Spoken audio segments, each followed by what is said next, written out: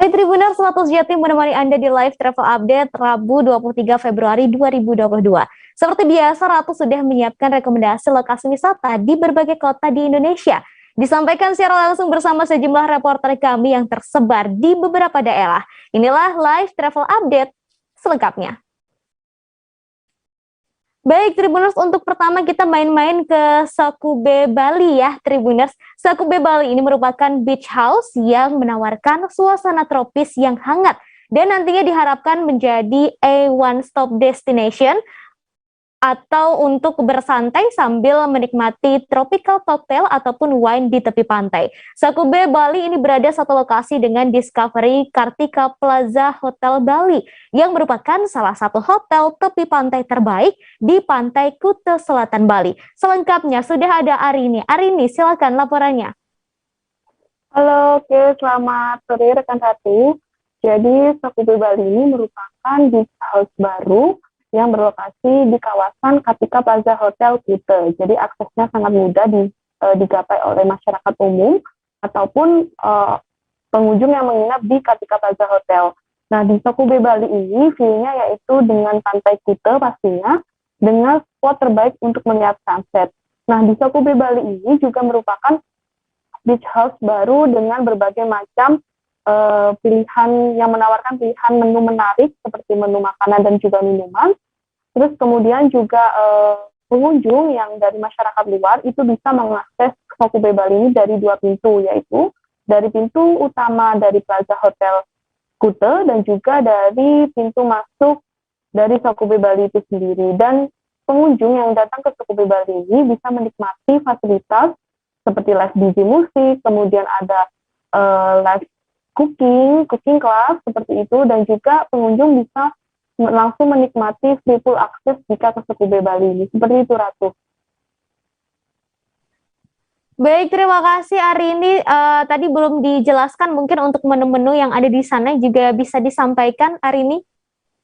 Oke, untuk menu-menunya, kabar baik bagi pengunjung yang ingin datang ke Sakube Bali ini tersedia menu paketan dan juga menu promo di bulan Maret, yaitu hampir 75% off mulai dari Western food dan juga Indonesian food maupun Balinese food seperti itu. Jadi jika Balinese food ya seperti ayam sambal mata, kemudian Western food itu seperti pasta aglio, terus kemudian pasta carbonara, terus kemudian juga ada aneka seafood di sana, dan juga untuk Indonesian food-nya juga beragam. Seperti itu, Ratu. Baik, terima kasih Arini atas rekomendasi lokasi wisatanya Sakube Bali. Tribuners bisa menjadi satu pilihan ya untuk menghabiskan libur akhir pekan nanti. Terima kasih Arini. Sama. Berikutnya Tribuners bagi yang suka berwisata sambil menguji adrenalin. Tribuners bisa mencoba mengendarai jet ski di lepas pantai Tanjung Kelayang Belitung. Memacu jet ski menuju pulau-pulau kecil ditemani birunya lautan dan panorama alam yang menakjubkan. Ini akan menjadi pengalaman yang tentunya tak terlupakan ya Tribuners. Tapi untuk yang tidak ingin berbasah-basah ria begitu, bisa mencoba mengendarai ATV yang treknya berada persis di pinggir pantai. Seperti apa keseruannya? Sudah ada Adelina dari Pos Belitung di sana. Adelina, silahkan informasinya. Baik Ratu dan Tribuners, ini buat Tribuners yang suka berwisata sambil menguji adrenalin, cocok sekali jika mencoba mengendarai jet ski dan ATV di pantai Tanjung Kelayang Belitung. Tribuners bisa memacu laju jet ski di lepas pantai, sembari merasakan sensasi hentakan saat jet ski menabrak ombak. Apalagi ditemani panorama birunya lautan, pulau-pulau kecil berpasir putih hingga batu granit di tengah laut. Selain itu, berwisata Hopping Island ke pulau-pulau kecil sekitar ini juga makin seru jika mengendarai jet ski karena pastinya bakal ditempuh lebih cepat. Dan saran saya untuk Tribuners yang pengen main jet ski, jangan lupa membawa kamera waterproof biar bisa merekam keseruan saat melaju di tengah lautan. Tapi buat Tribuners yang pengen main di darat saja, ini bisa mengendarai ATV. Dan kalian bisa menjajal kendaraan ini, merasakan keseruan bermanuver di trek off-road berpasir, dan bahkan balapan sama teman-teman nih. Dan tidak perlu khawatir jika belum bisa mengendarai jet ski maupun ATV, karena ada instruktur yang nantinya akan mengajari. Dan menurut saya pribadi nih, cara mengendarainya ini tidak terlalu sulit karena tidak jauh berbeda seperti mengendarai sepeda motor. Dan sementara buat keselamatan juga pastikan mengikuti instruksi dari instruktur serta harus menggunakan peralatan keselamatan yang telah disediakan. Dan untuk merasakan serunya bermain jet ski dan ATV ini, Tribuners bisa datang ke rumah makan Pondok Ketapang Sianli yang lokasinya searah dengan Pantai Tanjung Kelayang Belitung. Kalau dari ibu kota Belitung, Tanjung Pandan, ini Tribuners bisa mengendarai motor atau mobil sejauh 27 km yang bisa ditempuh sekitar 30 menit. Dan selanjutnya tentunya untuk mengendarai jet ski ataupun ATV ini Tribuners memang harus menyiapkan budget lebih ya. Karena untuk menaiki jet ski ini Tribuners harus membayar Rp250.000 untuk mengendarai selama 15 menit. Sementara untuk menyewa ATV bisa membayar Rp50.000 untuk bermain 10 menit. Namun tentunya harga ini sesuai dengan kepuasan yang akan dirasakan. Demikian Ratu. Baik, terima kasih Adelina atas rekomendasi lokasi wisata dan juga tadi ya olahraga air sekaligus olahraga darat tadi ada ATV dan juga jet ski yang bisa Anda coba Tribuners. Terima kasih Adelina. Berikutnya Tribuners ada lokasi wisata baru yang bisa dikunjungi di Kabupaten Konawe. Namanya adalah Agrawisata. Lokasi tepatnya berada di Desa Lalioka, Kecamatan Pondidaha, Kabupaten Konawe. Konsep lokasinya adalah menggabungkan antara resto, pemancingan, dan waterpark. Wisata ini sudah dibangun sejak tahun 2016 Tribuners, tapi baru di-launching pada Selasa 22 Februari 2022. Seperti apa lokasinya dan bagaimana jalannya launching lokasi wisata baru Agrawisata ini? Sudah ada Arman yang siap menjelaskan. Arman, silakan. Ya, baik Ratu.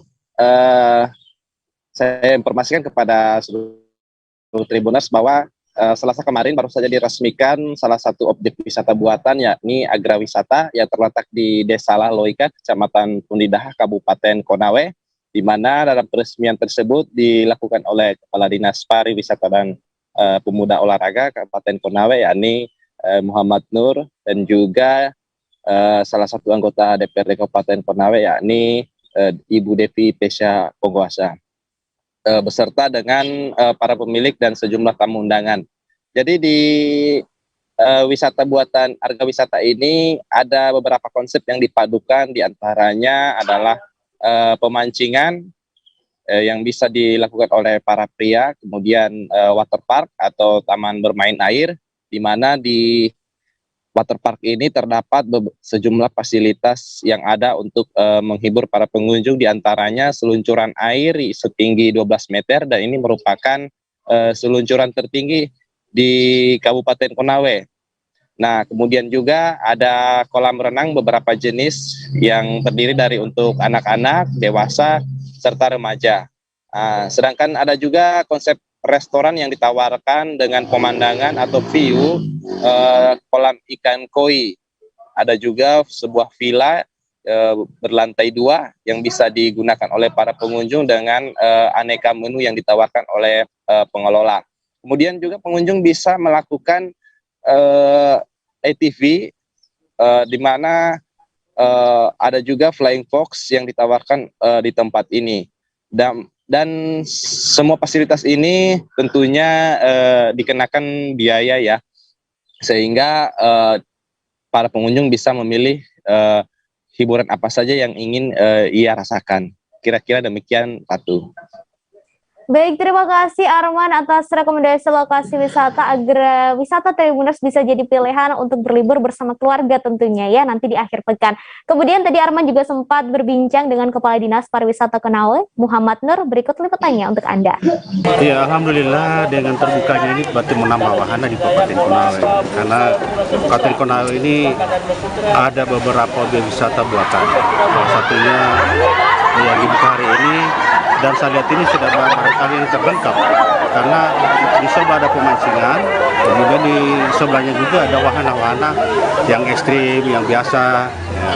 Jadi cocok dia bilang tadi Pak Haji Teteng yang desain-desainnya di Jawa dia pindahkan ke sini. Berarti itu memang ada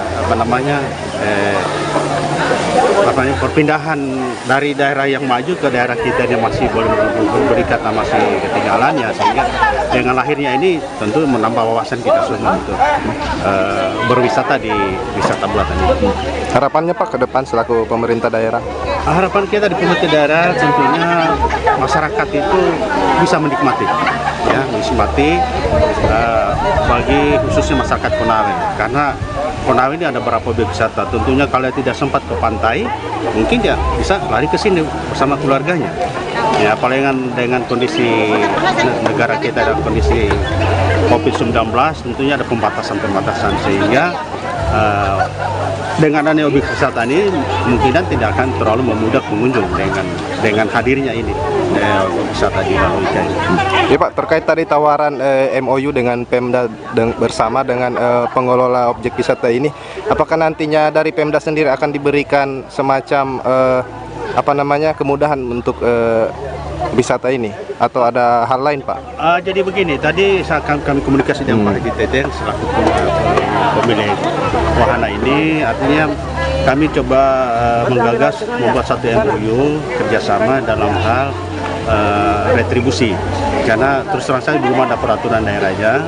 Nanti ini kami godok dulu, setelah itu kalau memang tergantung dari Pak Haji Teteng, mudah-mudahan dia bisa menerima kami khususnya di pariwisata untuk kerjasama untuk pengelolaannya terkait dengan retribusi. Pak, kalau mau tahu untuk wisata buatan di Konawe ada berapa? Kalau wisata buatan di Konawe itu ada beberapa tempat, dasar ada 5. Yang terakhir ini yang kami kunjungi, dan dari 5 ini sudah ini barangkali yang lengkap, ya. Contohnya seperti di Amonggedo itu Lalu Nanapar, kemudian di Laut Sabila, kemudian di Ambil Kairi, kemudian di Kuasana itu ada. Baik Tribuners, setelah ini kami akan kembali lagi tentunya dengan rekomendasi lokasi wisata lainnya. Tetap bersama kami di Live Travel Update, di mana terdapat batas jelas antara daerah hujan dan tidak hujan yang biasanya terjadi pada fase awal mature stage atau tahap berbahaya itu Kang. Jadi mulai artinya terjadinya perlembekan. Nah itu untuk penetrasi akan sulit begitu ya. Dok, saya ini menurut saya memang tidak mudah, bukan urusan tanah diambil. Kalau misalnya Amerika Serikat sekarang, Rasulullah mengatakan dalam sebuah hadis bahwa berpuasa di 6 hari Syawal itu. Oke, apa kabar Bang Ariski di sini untuk strateginya? Kalau saya sendiri di Jumit 37 ini yang semalam baru mulai, saya udah pasti.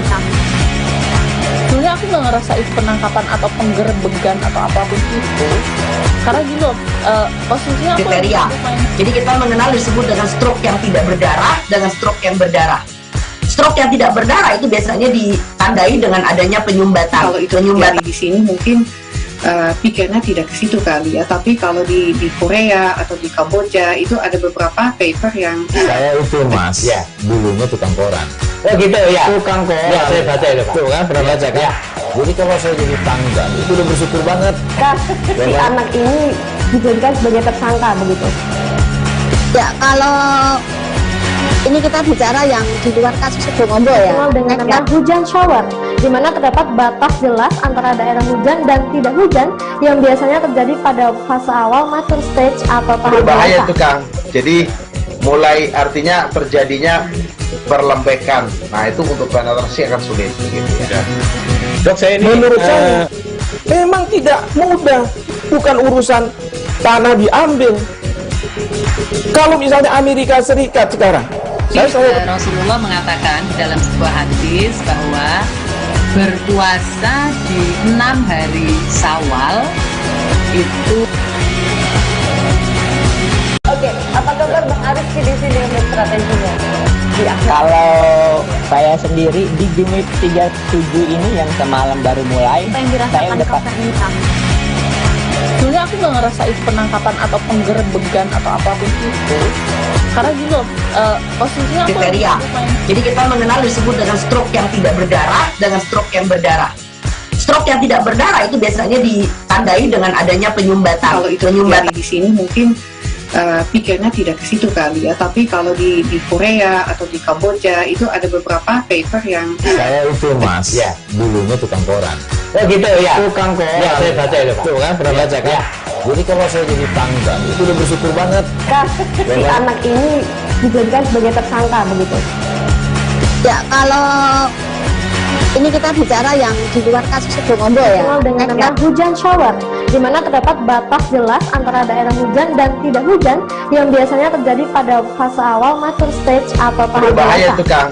Jadi mulai artinya terjadinya perlembekan. Nah itu untuk penetrasi akan sulit. Gitu ya. Dok, saya ini menurut saya memang tidak mudah, bukan urusan tanah diambil. Kalau misalnya Amerika Serikat sekarang, Rasulullah mengatakan dalam sebuah hadis bahwa berpuasa di 6 hari Syawal itu. Oke, apa kabar Bang Ariski di sini untuk strateginya? Kalau saya sendiri di Jumit 37 ini yang semalam baru mulai, Apa yang saya dirasakan udah Kak Fernita?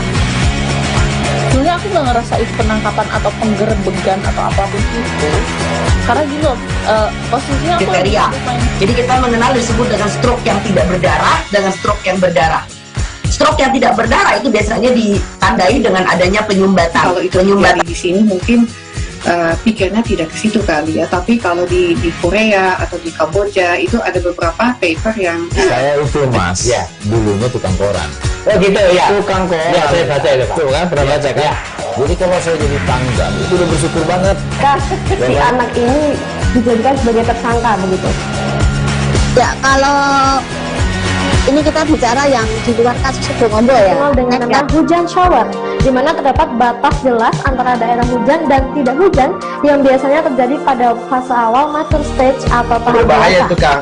Jadi mulai artinya terjadinya perlembekan. Nah itu untuk penetrasi akan sulit. Gitu ya. Dok, saya ini menurut saya memang tidak mudah, bukan urusan tanah diambil. Kalau misalnya Amerika Serikat sekarang, Rasulullah mengatakan dalam sebuah hadis bahwa berpuasa di 6 hari Syawal itu. Oke, apa kabar Bang Ariski di sini untuk strateginya? Kalau saya sendiri di Jumit 37 ini yang semalam baru mulai, Apa yang saya dirasakan udah Kak Fernita? Sebenarnya aku nggak ngerasa itu penangkapan atau penggerbegan atau apapun itu, karena gini loh, posisinya aku Kriteria. Jadi kita mengenal disebut dengan stroke yang tidak berdarah dengan stroke yang berdarah. Stroke yang tidak berdarah itu biasanya ditandai dengan adanya penyumbatan. kalau itu terjadi di sini mungkin pikirnya tidak ke situ kali ya, tapi kalau di Korea atau di Kamboja itu ada beberapa paper yang Saya itu mas, ya dulunya tukang koran. Oh gitu ya. Tukang koran. Ya saya baca itu pak. Tuh kan pernah baca kan? Jadi kalau saya jadi pangdam itu udah bersyukur banget. Si anak ini dijadikan sebagai tersangka begitu. Ya kalau ini kita bicara yang di luar kasus Sebongombo ya. Dikenal dengan nama hujan shower, di mana terdapat batas jelas antara daerah hujan dan tidak hujan yang biasanya terjadi pada fase awal mature stage atau tahap Berbahaya dewasa. itu Kang. Jadi mulai artinya terjadinya perlembekan. Nah itu untuk penetrasi akan sulit. Gitu ya. Dok, saya ini menurut saya memang tidak mudah, bukan urusan tanah diambil. Kalau misalnya Amerika Serikat sekarang, Rasulullah mengatakan dalam sebuah hadis bahwa berpuasa di 6 hari Syawal itu. Oke, apa kabar Bang Ariski di sini untuk strateginya? Kalau saya sendiri di Baik Tribuners, terima kasih Anda masih bersama Ratu Sejati di Live Travel Update. Kabupaten Bogor terkenal dengan keindahan alamnya. Satu di antaranya yang bisa dinikmati di Kabupaten Bogor adalah Situ Rawagede yang berada di Desa Sirnajaya, Kecamatan Sukamakmur. Areanya luas banget Tribuners, mencapai 5,8 hektar dengan keindahan alam berkonsep agrowisata. Ada kebun kopi juga Tribuners yang dikelola oleh BUMDes Sirna Jaya. Kopi yang terkenal dari daerah ini adalah kopi Rawagede yang memiliki cita rasa unik. Informasi lengkapnya akan disampaikan oleh Hieronymus Rama. Rama, silakan rekomendasi wisatanya. Baik, Ratu dan Tribuners dimanapun Anda berada, Kabupaten Bogor memang terkenal dengan keindahan alamnya, dan salah satu wisata alam yang saat ini dikembangkan adalah situ Rawagede yang lokasinya berada di Kecamatan Sukamakmur, Desa Sirna Jaya.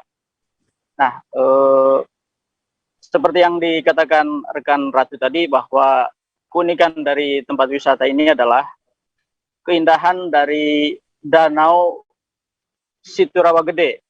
Nah, danau ini cukup indah setelah ditata dengan berbagai tempat selfie yang indah.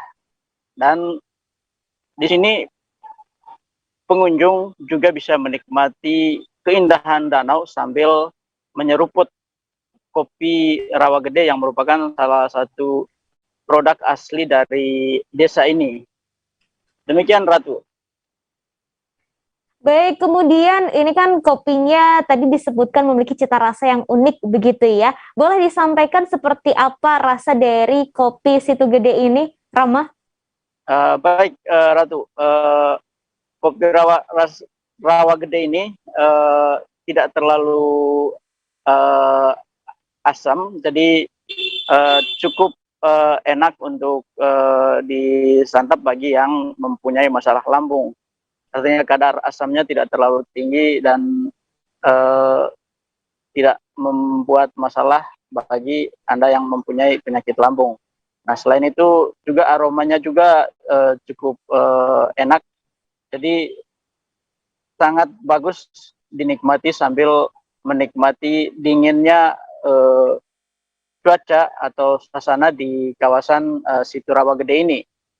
Nah, selain itu para pengunjung juga tidak hanya menikmati kopi, tapi juga bisa melihat seperti apa sih proses pasca panen dari kopi. Bagaimana kopi itu dipetik dari pohonnya lalu diolah oleh BUMDes Sirna Jaya menjadi produk yang sudah jadi atau sudah siap untuk diseruput. Begitu, Ratu. Baik, terima kasih Rama atas rekomendasi lokasi wisatanya. Tribuners ini bisa langsung aja ya mampir ke situ Rawagede sekaligus menikmati kopi Rawagede, bisa melihat langsung juga seperti apa proses pembuatannya, dan tentunya bisa membawa pulang juga kopi Rawagede sebagai oleh-oleh. Begitu ya, Rama. Tadi Rama juga sempat berbincang. Ratu. Baik, tadi Rama juga sempat berbincang dengan pengelola agrowisata Rawagede, Agus Salim. Berikut liputannya untuk Anda.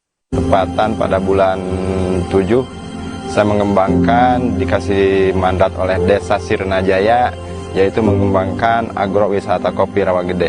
Selain wisata situ Rawagede, saya mengembangkan kopi Rawagede. Luas lahan yang dikelola yaitu situ Rawagede seluas 5 hektar 8.000 yang saya kelola ini, dan mengembangkan salah satunya yaitu kopi Rawagede yang dikelola oleh warga masyarakat, yang ditampung hasilnya oleh BUMDes Sinar Makmur. Jumlah karyawan yang mengelola situ Rawagede itu sekitar 25 orang khusus di situ Rawagedenya. Untuk di kebun kopinya itu kita menggunakan warga masyarakat, memang yang mengelola di kebun kopi itu sekitar 176 petani, luasannya itu sekitar 400 hektar. Yang dikelola oleh BUMDes itu dari hasil kopi tersebut, yaitu kita punya kedai kopi, yaitu kedai kopi Rawagede, dan ada juga UPH, unit pengolahan hasil. Tribuners, kalau mendengar kata narapidana rasanya stigma negatif yang langsung terbayangkan ya. Tapi siapa sangka Tribuners, warga binaan pemasyarakat di Lapas Kelas 2A Yogyakarta justru dilatih untuk menjadi mandiri. Mereka dilatih untuk memproduksi bakpia, oleh-oleh khas Yogyakarta. Hasil produksi warga binaan ini kemudian diberi nama dengan Bahwiro 378. Lalu seperti apa lokasi produksinya dan bagaimana ya rasa dari bakpia hasil olahan para narapidana ini? Sudah terhubung dengan Miftahul Huda di sana. Miftahul, silahkan laporannya. Baik, rekan Ratu. Ya, Jogja memang tidak ada habisnya ya untuk berkreativitas, bahkan itu pun dilakukan oleh teman-teman narapidana atau warga binaan yang berada di lapas kelas 2A Kota Yogyakarta atau lebih dikenal sebagai Lapas Wirogunan. Nah, para narapidana di sana memang dilatih untuk mandiri ya, artinya mereka diberikan bekal keahlian, yakni diantaranya membuat bakpia, dan uniknya memang bakpia di sana diberi label atau merek Mbah Wiro 378. Nah, asal usul nama itu memang tentu jelas, nama Mbah Wiro memang diadopsi dari kampung Wirogunan atau Wiro, dan angka di belakangnya yakni 378 itu memang diambil dari kitab Undang-Undang Hukum Pidana Penipuan, yakni pasal 378, dan memang bakpia di Jogja identik dengan nomor-nomor atau angka-angka di belakang dari label tersebut. Ratu. Baik, kemudian untuk pemasarannya sendiri bisa disampaikan Miftahul, kemana saja bakpia ini dipasarkan? Ya, sebelumnya kami informasikan bahwa produksi itu memang saat ini masih terbatas, artinya memang pemasaran masih di kalangan internal dari Kemenkumham, yakni dari antar lapas begitu, dan namun jangan sangka memang dari Jakarta, Jawa Timur, dan juga Jawa Tengah serta daerah-daerah lainnya sudah mulai memesan, dalam artian itu memang masih di lingkup internal mereka. Dan untuk satu box bakpia Mbah Wiro 378 dengan isi 20 biji itu dihargai Rp20.000. Dan saat ini produksi mereka antara perharinya 30 sampai 50 box, rekan Ratu. Baik, terima kasih Miftahul atas informasinya. Ini bisa jadi salah satu pilihan oleh-oleh ya ketika Anda pergi berlibur ke kota Yogyakarta. Tadi Miftahul juga sempat berbincang dengan Kasih Kegiatan Kerja Lapas Kelas 2A Yogyakarta, Wahid Kurniawan, serta warga binaan bernama Dwi Wiranto. Berikut liputannya untuk Anda. Paketkan lewat Paksel itu, kita kirim, beberapa tamu-tamu dari luar kota juga sempat pesan ke sini, Pak. Mohon maaf, Abang, diulang Abang tadi ini pemasarannya nanti. Pemasaran sudah sampai Jakarta. Sekitar hampir 6 bulanan. Ya, ada kesulitan Mas yang dihadapi buat bakpia. Selama ini masih lancar, Pak. Dari awal emang sudah pernah buat bakpia atau emang belajar dari nol di sini, Pak? Dulu sempat belajar di luar, tapi diperdalam lagi di sini, Pak. Jadi di luar kemarin sempat ada usaha apa gitu? Belum. Ke depan nanti harapannya seperti Mas? Kalau udah keluar, apakah juga membuat usaha bakpia atau gimana? Ya, semoga aja di sini dapat ilmu yang lebih banyak, lebih supaya bisa buat modal nanti di luar, Pak. Mas, mungkin sedikit dijelaskan Mas, prosesnya tadi gimana aja Mas, sampai dari bahan baku sampai jadinya, kalau bisa dijelaskan. Pertama itu kacang hijau yang itu direndam semalam, Pak. Habis direndam dikukus kayak itu. Habis dikukus nanti dimasak, dibumbuin, itu jadi bakpia yang tadi. Untuk proses pemasakannya sendiri berapa lama, makan waktu berapa lama? Masaknya dari 0 sampai jadi paling 3 jam sampai 4 jam, Pak. Bisa berapa produksi banyaknya Mas dalam satu hari? Produksi sehari sini paling 50. Baik, Tribuners, sederet lokasi wisata yang bisa Anda kunjungi untuk menghabiskan liburan atau nanti di akhir pekan sudah Ratu berikan kepada Anda ya. Tapi kembali Ratu mengingatkan karena masih di tengah pandemi harus tetap wajib disiplin, menerapkan protokol kesehatan serta aturan PPKM yang berlaku. Saya Ratu Jati beserta kru yang bertugas pamit undur diri. Selamat sore dan sampai ketemu di Live Travel Update selanjutnya. Dah. Jangan lupa like, subscribe, dan share ya.